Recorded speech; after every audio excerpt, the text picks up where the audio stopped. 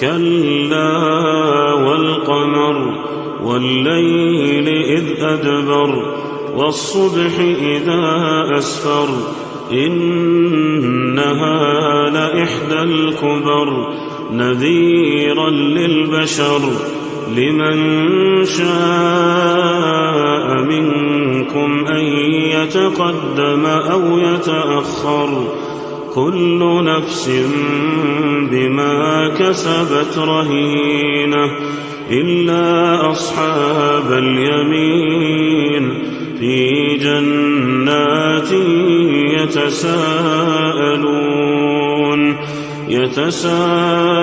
يتساءلون عن المجرمين ما سلككم في سقر قالوا لم نك من المصلين ولم نك نطعم المسكين